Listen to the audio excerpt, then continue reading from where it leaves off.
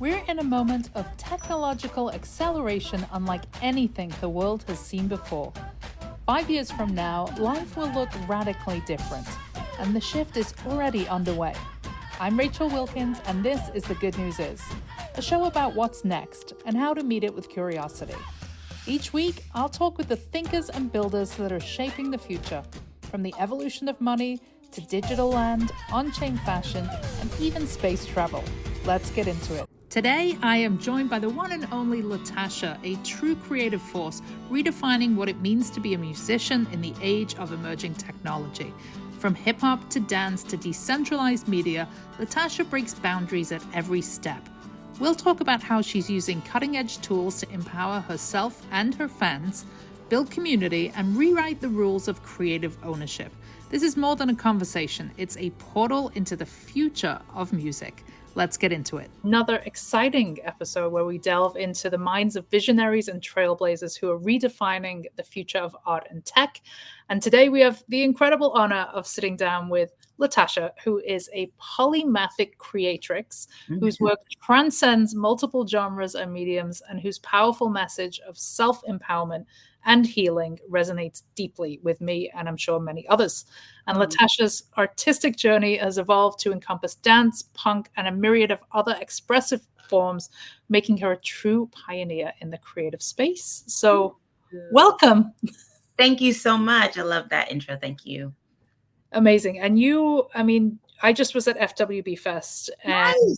I am so bummed because I literally left like 15 minutes before your killer. Oh no, so fun. You missed out on such a good time. You were like on my calendar and I had this crazy migraine and oh no, it was a lot. It was a lot. Like the altitude does a lot to people too. So yeah. Thank you. Make me feel less like an old lady because I don't know why I'm like pooping out every night at 6 o'clock. That was there was a lot of people like that. The first day for a lot of people was tough. Yeah, but everything I saw, I had the biggest FOMO and like energy around your performance there, like crazy, amazing, awesome, spiritual was one of the words I heard. Like talk to us about what it means to like be in those spaces with people that you've built community with over the last couple of years and just how that feels to be empowered like that. IRL experiences are my favorite, to be honest, because I feel like we've all found each other via digital. And then, as much as people say that the digital realm might not be real or things like that, there's just so much things we're all going through together digitally, especially in Web3. And there's like so many emotional connections that we're making and synopsises going through each other. And once we get in front of each other, I think there's just something that is really powerful that happens to all of us. And everything starts to make sense. And so I love performing for this audience. I love like connecting and going to festivals and conferences because I really get to see who people's auras are and get to really know them in a deeper space. So it's always joy. I'm really grateful to be here with so many people that just have similar minds and are thinking differently and all the things. And I feel like your fans are like a special breed. Like they are like hardcore. Yes. I call them the infinites. They don't know that, but in my mind, all my fans are the infinites and they just like are so beyond. And I'm so grateful for all of them and all their love, for real. So tell us about this draw towards emerging tech. Like, what is it about what you've seen just over the last, 3 years or so, right up to doing some really innovative things? I think as a musician, you are somebody who's really stretching the tech right now more than anybody I see in the space. And we can get into kind of the nuances of your stuff with Bonfire, the thing that you did recently where the people were rewarded for sharing a music video, which was really exciting. Like, tell us where that fascination came from. Was it pre-Web3 that you were interested in how tech could influence music, or is this a whole new world? Honestly, I don't know, to be honest. I feel like culture is tech in my mind. Like it's just really connected. And I feel like being an artist and a musician is technical. Like I always have to think of innovation and different ways of saying things and doing things. And it just comes really naturally to want to take risk and try stuff, you know? And so being in the space just kind of like made it physical, and not really physical because a lot of shit is digital, but made it just tangible and available to me to play. And I love experimenting and trying things and seeing what works and seeing what doesn't. I'm not afraid of that. And so I think this is like a really good space for somebody like me and artists that think that way too. I love that. And I think just reiterating that point of like play, right? Like I was just talking with my wife recently because she just left the law practice. She's like, I want to become a recovering lawyer, and I'm like, you should just come and play in Web3. And she's like, there's I'm Mhm. so afraid of doing the wrong thing. I'm like, I don't think, and I think first of all, the best entrepreneurs, the best creatives, the best business people in the world are not afraid to fail, Yeah, right? that's a fact. And fail is like not even a word. It's like it's ideation. It's like chipping away. It's the Yeah, next thing. Like you're not even thinking about the thing that went wrong because you're already somewhere else. yeah, very much so. I don't know about you, but I felt like, and maybe this is just an age thing, but like I felt like on chain has given us permission to fail frequently and Mhm, continue, absolutely. like chipping away. Do you want to talk about any of the things that have like maybe led you to the next thing? I don't want to call them failures. Yeah, I mean, I I don't know if they're failures, but I learned a lot being outside and inside of Web3. Before getting into Web3, you know, just taking the risk of leaving a 9 to 5 and figuring it out by myself and not really having any team or structure. I had to like fail in budgeting. I had to fail in like different ways of releasing art and stuff.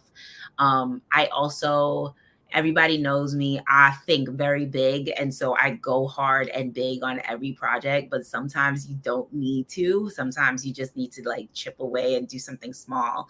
And so that's something I'm still working through to this day. But in Web3, I think some things that I learned so quickly in the last couple of years is about relationships. I feel like when we all came into the space, there was so much trust in the space and so much trust in each other. And very like quickly when the bear market hit, so much that changed. I to be honest.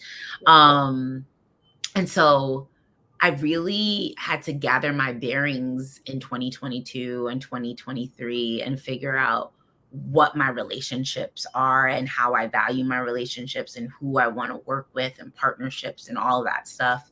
Um, what's the point of a partnership with me and what's the point of a partnership with some platform or somebody I'm working with, really making it real. I think sometimes when we have gotten in the space, we just get so excited about an opportunity. And sometimes those opportunities don't really speak to your true value sets. And so those are some of the things that I really had to work through in the last couple of years. And I'm really proud that I am working through them because I think they're making me make better decisions now. Decisions now. I love vision. Decisions. That's fantastic. Yeah, so they're helping me make better choices now for sure. I love that you're talking about that as well, because it touches me in a different way. Like I have, and I haven't been able to shake this in 43 years, but like a lot of financial insecurity. Mm, love Even that. when like money is like really, really good, like sometimes, or even when it's not really good, but like, and an opportunity comes for you and you know in your heart, like this is not the right thing for me and my, but there's cash, right? And it's Yeah, like that knee-jerk reaction for me has been like, well, I have to say yes just in case there's not another thing around the corner. But like exactly. trying to get better with like those decisions and like Absolutely. for you as a creator, like does this serve my artistic vision? Like I imagine there's some decisions there that you or opportunities that you've had to say no to. Absolutely. That's such a big case for musicians, especially, and artists, especially. Like, you know, the scarcity mindset is something that is just so programmed into so many creatives. And so you just are trying to grab, grab, grab. But like, you find yourself grabbing so much that you led yourself into a different Mhm. existence than you really thought your purpose was for. And Mhm. so, luckily, I think that everybody who does do that, they always realign and find themselves back to like, okay, this is actually what I'm supposed to be doing. That was a lesson. Thank you for the lesson. Now back to this, you know? But yeah, money is hard. Money is the challenging thing that a lot of people deal with. I mean, I'm very grateful that I found this space because I feel like it helped me test my money skills and Mhm. like challenged me to really look at how I deal with finances and how I deal with money, and also how my mindset was so in a lack mindset at one point, and now it's not so much. I still have my days, but you know, I feel like the space offered me this opportunity to see that money is also something we could play with, also something that we could enjoy, also something that is going to be up and down and transcend. And yeah, it's an energy form always, but like really, really now we're seeing it in like real time with what we're doing.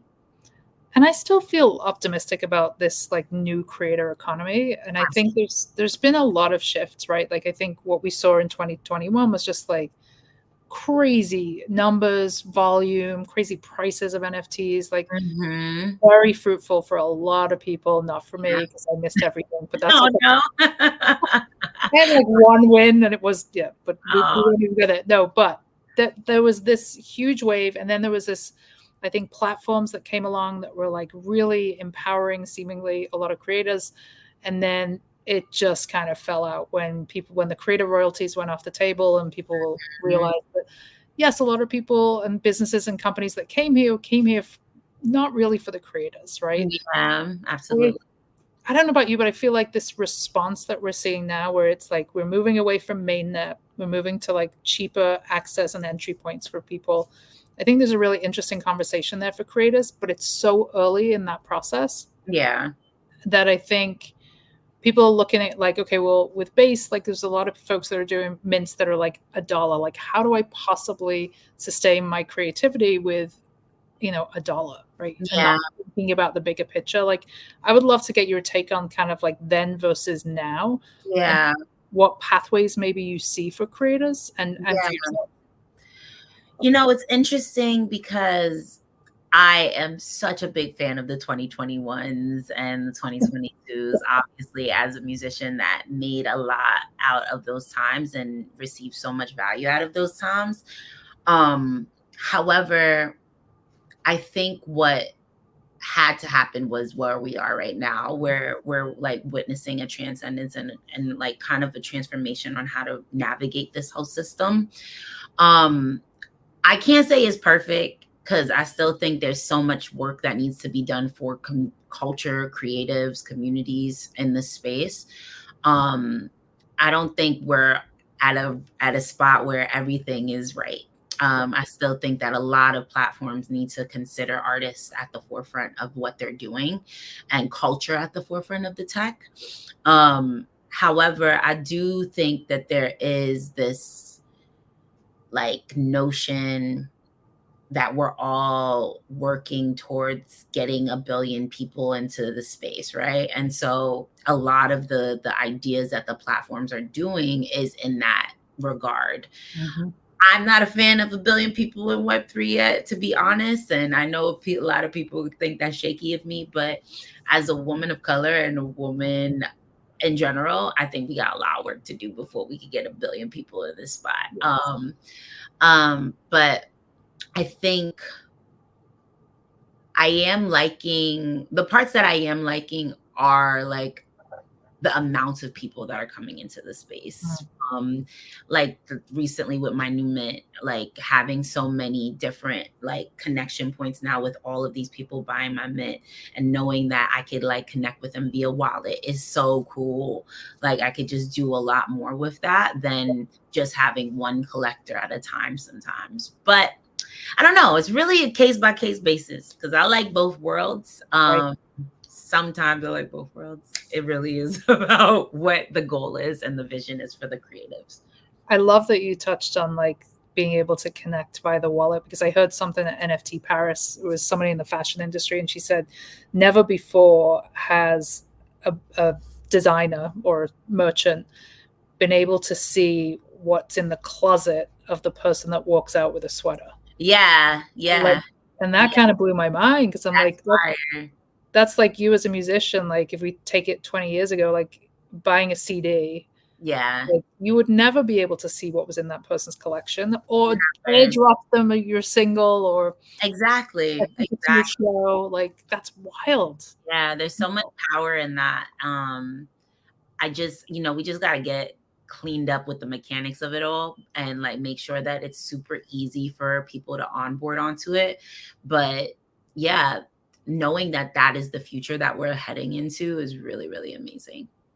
And I hate to use this word, because, and I think it's like phygital. We need a new word for this, but we like when we think about gamification, like I love what you're doing right now with your current drop. Like, you have this thing where you're like, we're the top person who mints is going to get, a conversation with you, a reading with you, and like a shirt. Like, you're Mhm. incentivizing activity. Yeah, yeah, and that's always kind of been something that was my goal for all of my collectors. I've always wanted to give so much, but it's really complicated and challenging Right? to even connect with some people on the space. But with my new platform, it's like super cool that I could see who's on my leaderboard, see who's like, a top mentor, and really get to connect with those people via Twitter, or however they, decide to connect with me. And it's fun. Like, I'm making this whole like story. It's not even a story, it's the meta of my mind of like getting out of the matrix. And my fans are helping me get out of the matrix by minting, and that's like really, really fun to dive into, and it literally is how my mind is working right now. Well, let's go to the creative part, because I feel like I could talk to you about the tech piece for days, but I want our audience to get to know you as a creator as well. Like, can you share with us like the journey that led to you becoming such a multifaceted artist? Yeah. Like, what inspires you to explore and blend all these different genres and mediums into your work? Well, I grew up in a Latin and Caribbean background. So my mother is Puerto Rican, Haitian, and then my dad is Jamaican, and then my stepdad's Panamanian. And so I grew up with like lots of different music. And then I grew up in Brooklyn, which, if you know New York City and Brooklyn, music is just like constantly on and everywhere. And I grew up thinking like, oh, I want to be a singer, but my mother was like, absolutely not. And so Why? she's just scared of it. And my mother wanted to be a singer as a younger child too. And she just was like, how you gonna make any money like this industry and blah blah. And so I would secretly just like write and do poetry and things like that on the side while I was getting good grades and being a nerd. So I always had like a nerd core vibe about me, but I always also was like this like deep lover of music. And so out of college, I started to study hip hop and really dive deep into like Black performance art and psychology. So I thought I was going to go into journalism, but I started writing plays, and the plays started turning into poetry, and then the poetry started turning into ciphers. And before I knew it, I was like opening for Big Sean, Kanye West, Q-Tip, and all these crazy people. But realized very quickly that, one, I needed to know myself as an artist more. Two, I liked a lot of different things. Mm, And the industry, I didn't feel could hold an artist that liked so many different things in that way without making me a pop artist. mm, Um, and so I was like, I want to figure it out for myself. And went through a lot of deep emotional depressions about it, but came out with a lot of understanding of who I am. And so did a lot of crazy things independently, like worked with Nick Littlemore from Empire of the Sun, did a lot of sync and had my music on all types of movies and TV, and just always figured it out independently, which I was really proud of. But then COVID hit, and of course, Mm. that's how I found Web3.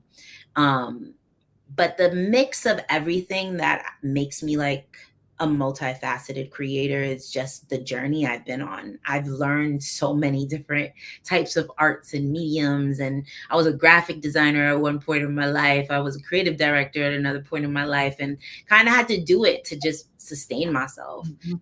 And now I'm here with all of these skill sets. And, but music is still like the home base for me, Mhm. because music helps me heal and understand and relief and express and empower. And so that's where I like to live, to tell my story. It sounds like it's almost like a transcendent experience for you, and Yeah. I'm curious to know is if there's like a part of the creative process that you love the most. Like I hear people talk about, and I've experienced this as a painter. Like there's a point where you go into this state where you forget to eat. I mean, I could use that right now because I'm heavily. Like you, you just are there, and it's something like almost as close to spiritual as you could get. Like, do you Yeah. experience that? And is there a particular part of that creative process where you feel it? There's two places that I feel it the most. It's when I'm alone with the music and I'm just starting to get into the writing flow. Mm. I am a stream of conscious writer, so a lot of it just comes in and I just release. And the second place is in performance, when I'm on stage and like having the moment with the fan is like, or not even fan, family, with the people there. It becomes so much more beyond me once it's out there in the world in that way. And I don't know, there's just something so really, really powerful about performance. And that's my favorite place to be. I love the stage. And so, yeah, those are the two transcending places that I like to live in the most. Has there been any moments that you've experienced where you've either been surprised or moved by somebody's response to your creativity? Yeah, whenever I've, had a fan come up to me and cry about a show, or, tell me like, "Oh my God, I feel like alive. Thank you." That's what makes me keep going. Despite all the crazy risk and trajectories that I've been on in my journey, it's that love that I get from people, and that reminder that this is beyond me is why I keep doing what I do. And just observing what I did at FWB and seeing how your fans particularly gather around you, like what do you think it is, that interconnectedness that you've created, like community wise? Like what is that secret sauce apart from you? I think it's the understanding that we all want to get free, um, Mm. and like whatever that means. Because freedom is a construct that I'm still trying to understand. But I think everybody that I'm connected with wants to feel freedom and wants to like feel like they can just be empowered to do themselves and be themselves. And I think that's what keeps us connected. Um, Yeah, I hope that's what keeps us connected. At least that's what keeps me connected with the people that I'm connected with. It's this reminder that we are all in a journey of being our freest selves. Can you talk a little bit more? You touched on it slightly, and I know you've referenced this before, but this idea of like escaping the matrix and stepping into your own revolution, like Yeah, I kind of interpret that as like the freedom to explore new dimensions yeah, and breaking out. But I would love to hear like how you think about that and how it influences the work that you put out. yeah. I have so many ways of thinking of this thing, man. First of all, I love The Matrix. It's one of my favorite movies of all time, along with The Fifth Element.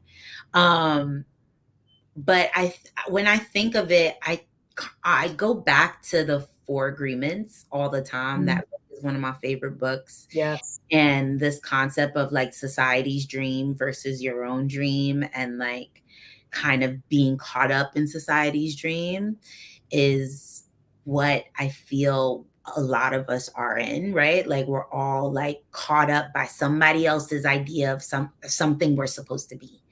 Right. And so a lot of my life I felt like I had to be for somebody else's vision of what I'm supposed to be it my mother, be it school, be it whatever, be it a job, etc. And I really want a world where people can be who they want to be if it's not harming or anyone physically, mentally, emotionally, spiritually. I Right. think a world where people could like freely express themselves in their art, and a world where people could build things that they want to build for the world, and have the monetary support and et cetera to do so is a utopia that I dream of often. And so if I could like create in that mindset is why I am the way I am, and is what the matrix idea is for me. It's like that way of breaking out of this construct that somebody is trying to keep you in. To that point, is there anybody on like your creative wish list that you would want to collaborate with? Is there, anybody who perhaps like shares your similar mindset and vision? I have so many people I want to create with, man. It's so tough. Like people are always like, who's the music artist you want to build with? I'm like, oh my God. It shifts, Mm. honestly. Currently, I just want to really create with myself right now. Okay. Yeah. I know that's a little odd, but I just been so busy that creativity has gotten a smaller pocket of my existence. And I'm grateful. Like everything that's moving and grooving right now is so amazing to watch. All the seeds that I plant blossom. But I really just miss having my like hands in it and having a team do all the other stuff. Cause right now I'm currently doing everything. Like I'm managing myself and doing all this. But shout out to all the like fam that just taps in when I need support. Um, but yeah, I don't know. I think if anybody that always stays on the top of my mind is Missy Elliott, because I Mm. think like the way she thinks and sees the world is very so grandiose and incredible. Mm. Um, yeah, she always has a really special place in my heart for creativity and always has since I was a kid. So yeah. And I feel like she's somebody who never put herself in a box either, right? Like, Yeah. yes, Yeah. yes, hip hop, but like, like always like genre bending. Like, Exactly. like if you listen to some of her music now, it sounds contemporary. Exactly. It's literally timeless, and that's what I want to offer as well in my life. So, yeah, Missy is one of those. I hate to give you one of these questions, but like if you had like a magic ball and 5 years from now could be like kind of looking back, what would be like that one big thing that you would want to accomplish creatively? Mm. Um, I creatively want. Is this creative? I really want to find my solid world of fans and supporters. I think right now that's like so much of the game is just making as much music and creative so that I could attract Mhm. that group. Um, but if anything, it's like going on tour with a world that I built, like set design, all the things, and this tour being sold out and like creating like an experience that people leave feeling super like empowered and free and excited and being like, oh my God, I can't believe I just saw that Latasha show. That was insane, you know? I That's what think I think you have like it's almost like that. I can see the beginning of that flywheel with yeah, FWB, like yeah. that on steroids. Yeah, exactly, exactly. I feel like I'm doing what I'm supposed to be doing to be that. Yeah, I just sold out experiences all over the world is what I want to really create, where people just leave feeling like, oh my gosh, I feel out of the matrix today. I hope there's an album with a name related to the Matrix coming soon because that's so good. More, maybe. Well, I'll keep you posted. Yeah, we're not getting the alpha today, folks. So back to the tech conversation. What are you most excited about? The idea, it's interesting because I feel like we've kind of cultivated this like interconnection with each other, and like every chain coming together in this way, platform coming together in this way, artists coming together. It's really nice to see that while also seeing like competitiveness and like it's like makes a healthy balance Yes. for us for creation. um and so I like that. I like seeing how this thing is starting to operate. It's cool to see a seed being planted and then just like little buds coming out and knowing what we got to add to, and more sun, more water, what do we have to like give it. So yeah, that's my favorite part. I love that you touched on, like people that in the ecosystem being rewarded, because I think in the beginning, this idea of like build and you will be rewarded. Like for me, I was like, well, wait a minute, like I'm Hmm. going to do this work and I may or may not get rewarded for doing it. Like the skepticism is valid because we have all been like used, manipulated, had our data sold for as content creators, as creatives, as artists for decades, right? To the point where they did it without our permission. Like we became, tools for ad money. Like so, we naturally had this like sense of like distrust. Yeah, absolutely. But I think we can safely, like both of us can safely say, like we have built, shown up, shared about what we're building in this ecosystem, and been rewarded for it. And I Yeah. think the idea of what you said about like, and the competition is good. Like Hmm. it can feel scary, like a little bit when you're like, wait, someone's coming up behind me and they're doing this. Like, but I think what it does, and it just makes you better, right? Yeah, it makes you go harder and get better at the work that you're doing, and also like make yourself even more unique. I really learned that being in this space, like, okay, if this person's doing that and this person's doing that, what do I have that's unique to me that I could really strengthen? And so yeah, I'm really really loving that part because I'm seeing a lot of my friends do that. Like shout out to Raven, who's like Mm, he's doing incredible educational work within the space, and it's so cool to witness him like just thrive off of that. So yeah. I got to hug Raven for the first time. Oh, So that's my guy right there. that Such was one of my favorite moments. Good human. Yes, very good human, good person for real. So let's wrap this up with best advice that you could give to a creator, whether that's a musician or an artist or anything else who's coming into this ecosystem. In general, what would you tell them? I would say get therapized, get some therapy before coming into this space. Did not expect that. Did not see that one coming.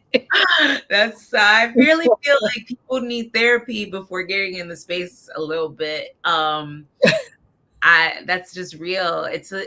I'm not saying that it's a tough space to be in, but it is going to be a mind shifting space. And therefore you need to just be prepared for this mind shift that is going to come with it.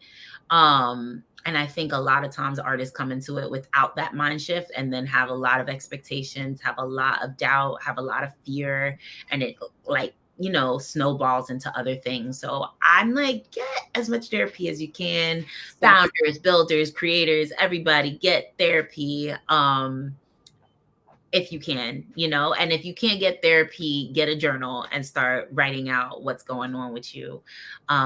Yeah, that's like my number one offering. That's so um funny. yeah, just take care of yourself. That's And like just the first. my battery, of course, just said it was dying. So hold. We do not want that to happen. Here we go. Okay, we're good. We already failed out on one live stream today, so we don't want it to happen twice. And then just like, how can people support you? How can they learn more? How can they see you live? Please tell me. Yeah, for sure. I won't be performing until next year again, I think. Wait, lying. I might have one secret show coming up actually. So I'll keep you guys posted on the secret show Amazing. on tosh55.xyz. That's where all of my existence will be showing up. You could also follow me on all the socials at call me Latasha. And that's everything: Twitter, Instagram, TikTok, etc. Yeah, and just be a part of this minting journey. So if you're interested in collecting digital content, I have so much out there. So go ahead and grab. Go mint, and if you can't mint, if you don't have $1, re-share this video somewhere. Yes, so grateful. Thank you so much, Thank Rachel. you. I'm glad we got some time to connect, and thank you for sharing your heart and soul with the world and allowing us in on a little bit of your journey, Latasha. We appreciate you. Thank you. Take care, Huns. Bye. Thank you. Thanks for tuning in to The Good News Is. If you're excited about what's next, make sure to follow the show and visit goodnewsstudio.io for more stories, guests, and ways to stay connected. Until next time, stay curious.